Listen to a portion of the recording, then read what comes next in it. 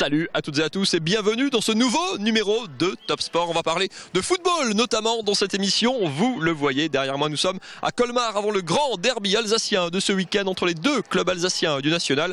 Colmar qui recevait Fréjus ce vendredi soir. Le Racing était lui en déplacement à Carquefou. De tout ça, on va parler dans quelques instants, mais cette émission est aussi placée sous le signe de la découverte. Je vous emmènerai tout à l'heure découvrir un art martial venu d'Hawaï, le Kajukembo. On parlera également de waterpolo en fin d'émission et on va commencer avant la page football de cette émission par du duathlon. Je vous emmène à style. Le duathlon, c'est du vélo et de la course à pied enchaîné à plusieurs reprises. Ça se passait ce dimanche. Regardez. Le format est complètement original. Une première boucle de 3 km à pied avec une jolie montée, puis on enfourche son vélo pour 12 km, retour dans les baskets pour le parcours à pied, puis à nouveau 12 bornes de vélo pour finir par une troisième et dernière boucle à pied. Avant la saison de triathlon, bienvenue dans le petit monde du duathlon. C'est vraiment atypique et c'est vraiment une course à faire. Et le début de la saison ici, c'est vraiment une tradition. Donc c'est génial. Un format court, rapide, ludique, qui sert d'entraînement aux triathlètes, mais qui est aussi accessible à ceux qui veulent tester les disciplines enchaînées. C'était une première pour moi. Donc le fait de rouler en peloton par exemple, c'est pas facile. Mais bon, ma foi, on a essayé, on a suivi les pelotons en course à pied aussi, dans les montées. Mais content de finir. Les alternances de vélo et de course à pied cassent les pattes, mais aussi le moral, notamment chez les filles, parties 4 minutes avant les garçons. Quand les femmes partent en première et on se fait tout le temps doubler par les mecs et on peut pas les rattraper, là c'est dur. Sur les différentes courses, près de 500 participants sont venus tenter l'expérience lors de cette 6e édition. Ça plaît beaucoup, on a de plus en plus de monde qui vient. Effectivement, on a beaucoup de non-licenciés aussi qui viennent s'essayer à la discipline. Donc moi j'encourage les non-licenciés qui viennent à prendre une licence par la suite, effectivement, si ils prennent le virus, puisque effectivement quand on prend le virus en triathlon, après on le lâche pas. Chez les hommes, Guillaume Janin l'emporte à l'arraché devant Jean Risser en 1 heure et 11 minutes. Sur un format aussi court et avec 4 transitions, la course se joue aussi dans le parc vélo, un peu comme la F1 dans les stands. Sur ce genre de format, c'est encore plus important. Il faut essayer vraiment de calculer le moindre geste pour repartir très très vite. On a vu qu'on finit tous les 4 premiers en 30-40 secondes. Donc voilà, 5 secondes de perdu sur une transition, ça peut être la victoire, ça peut être une place, donc c'est primordial. Ouais.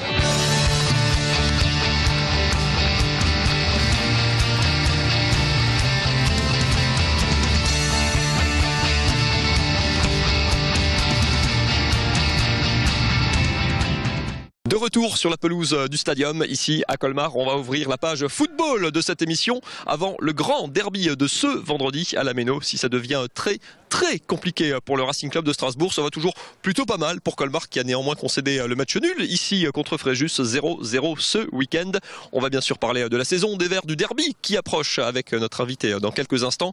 On commence bien sûr par le résumé de cette rencontre. Les images sont signées Vincent Bessières. Une défaite à domicile, un petit match nul chez la Lanterne Rouge. Colmar est en petite forme. Sentiment confirmé d'entrée de jeu, le match ronronne. En face, Fréjus a abandonné ses espoirs de montée et reste aussi bien calé en milieu de tableau. Tout le monde se réveille à la 25e minute quand Ishan découpe Adam Chayek. Verdict quasi immédiat, rouge pour le milieu de terrain de Fréjus et rupture des ligaments croisés pour le Colmarien. Dans la foulée, Colmar se crée quelques bonnes situations. Kébé signe la première frappe cadrée des Verts. Et quelques minutes plus tard, Sané est à 2 doigts d'ouvrir la marque, mais son coup de tête est sorti par Deneuve. 0-0 à la pause. En seconde période, Fréjus s'applique surtout à bien défendre. À Colmar, Romain Armand signe 3 frappes en moins de 5 minutes, mais sans jamais trouver le cadre. De l'autre côté du terrain, Mensa passe une soirée tranquille et les Verts ne tremblent que sur ce contre mal négocié par Scarpelli. Même à 11 contre 10, les Alsaciens ne parviendront jamais à déborder une défense bien regroupée. Sané se crée la dernière occasion sans succès et les Verts doivent se contenter du point du nul et restent désormais sur 4 matchs sans victoire.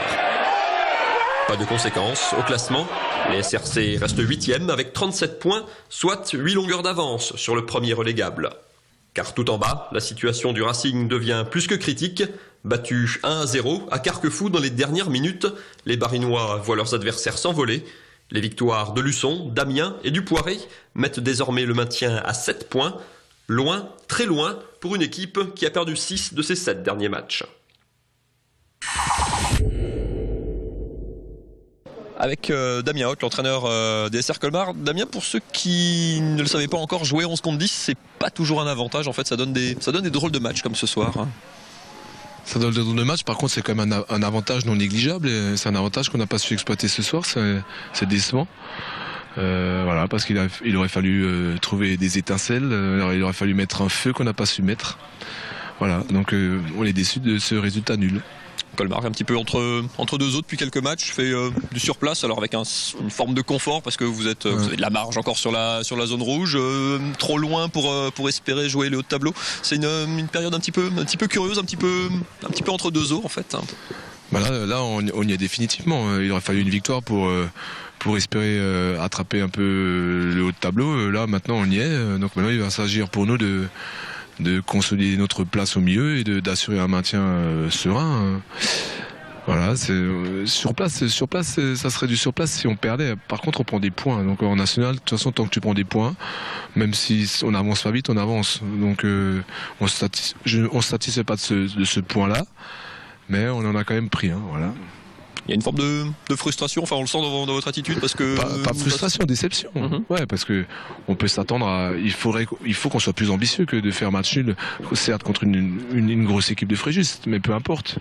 À 11 contre 10, il faut qu'on soit capable de gagner le match, on n'a pas été, donc on est déçus. Maintenant, voilà. Ils n'ont pas volé non plus, ils ont bien défendu, on a mal attaqué. Voilà. Qu'est-ce qui manque de manière plus générale sur les derniers matchs, un petit peu de jus, un peu d'énergie, ouais. un peu de tranchant dans cette équipe. Ouais, exactement, un peu de folie, un peu d'exploit individuel. On les voit souvent à la télé, on les voit pas sur les terrains actuellement sur le nôtre. Mais bon, c'est pas. Moi, je ne jetterai pas la pierre à mes attaquants. Ils ont beaucoup donné durant l'année. C'est pas fini. Il faut surtout pas qu'ils s'arrêtent. On va essayer de travailler différemment pour qu'ils retrouvent un peu d'énergie pour bien finir cette saison, parce que ça serait malvenu de jeter tous les efforts qu'on a fait auparavant pour se mettre dans ce ventre mou. Mais un ventre mou pour Colmar, je pense que c'est déjà très bon. Pour mettre un petit peu de piment dans les 7 matchs qu'il reste. Le prochain match, évidemment, c'est un derby à la Méno. Ça va très mal du côté du Racing, qui est à 7 points ce soir des premiers non relégables. Vous le prenez comme ça? Il faut que ça mette un peu de piment. Quand on joue plus rien, a priori, ni dans un sens ni dans l'autre, c'est un petit supplément d'âme pour préparer le prochain match. Non, on va le préparer. On a un match à jouer, on a un match à gagner, à prendre des points. On en prendra un, on en prendra 0, on en prendra 3, j'en sais rien, mais... On va le préparer, c'est sûr que le contexte est particulier. Nous, Alsaciens, on va aller à Méno, donc un stade mythique pour nous. Maintenant, au-delà de ça, on va effacer et tout ça, et on va faire un vrai match de football. Enfin, je vois pas d'autre alternative. Ça veut dire qu'il faut le préparer comme n'importe quel match, ou au contraire, il y a, dans votre discours, forcément, il va y avoir un petit quelque chose en plus? Tous les matchs ont de la saveur, toutes les préparations de match donnent de l'adrénaline, donc c'est sûr qu'on va à Strasbourg, mais... On jouera pour essayer de prendre quelque chose, voilà, c'est aussi simple que ça.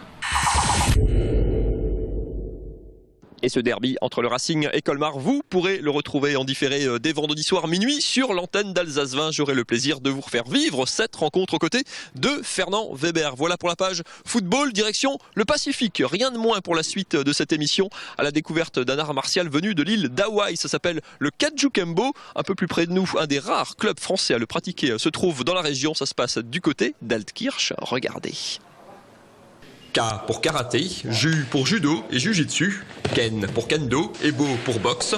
Le Kajukembo, c'est un savant mélange de toutes ces disciplines, né à Hawaï après la Seconde Guerre mondiale. Pas tout à fait un sport, assez proche des arts martiaux. Ici, le maître mot, c'est efficacité. Oui, pour moi, c'est un art martial qui a pour objectif principal la self-défense. Ça, c'est pour moi sa définition à proprement dit. Après, je dirais, les personnes viennent pratiquer pas forcément toutes avec les mêmes motivations. Certaines, c'est pour le côté self-défense, d'autres, c'est pour avoir un sport, une dépense physique. C'est un sport très pragmatique, son recherche avant tout, c'est l'efficacité. Bon, la partie sportive est secondaire, ce qui nous intéresse, c'est qu'il y ait une logique de réponse rapide.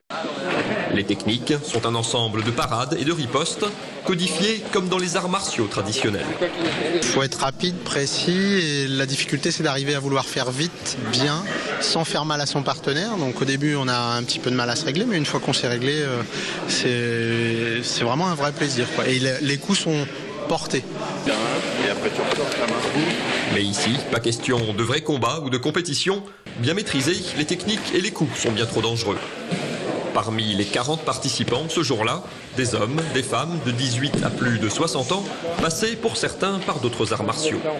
Je viens du judo et je recherchais justement quelque chose de plus percutant, de plus efficace. Le karaté aujourd'hui est enseigné de façon traditionnelle et le Kajukembo travaille plus sur l'aspect self-défense. Et je pense que la combinaison des deux permet une complémentarité intéressante. Après avoir puisé dans différentes disciplines, le Kajukembo a aujourd'hui développé son propre style et ses propres techniques et séduit de plus en plus de monde. Allez, on va se jeter à l'eau pour terminer cette émission avec encore un sport de costaud, c'est le water-polo. Le team Strasbourg, la meilleure équipe alsacienne qui évolue au plus haut niveau français, jouait un match de gala ce week-end contre Nice, un des clubs historiques du water-polo français. Vincent Bessières les a suivis, regardez. Le géant niçois est venu défier samedi soir l'équipe de Strasbourg avec les bonnets blancs au centre nautique de Schiltigheim. On a pu assister à un match très serré et parfois un peu tendu entre les deux équipes. Le premier quart-temps se finit sur le score de 3-3. Les Niçois jouent plus offensif et s'accordent une petite avance à la fin de la première mi-temps, 6-5. En seconde période, Nice avance et s'offre 2 points supplémentaires. Strasbourg recolle au score, 8-2, puis 9-2. Dans le dernier quart-temps, les Alsaciens sont à 2 doigts de l'exploit. Ils égalisent 10-2, mais sur les dernières secondes, les Niçois en profitent pour marquer un but controversé. Score final 11-10, une défaite, mais toutefois positive pour la suite. C'est positif, oui, un exploit. Après, on sait qu'on les a battus à l'aller. Donc on ne partait pas en victime, loin de là. On savait que notre objectif, c'était de réitérer l'exploit.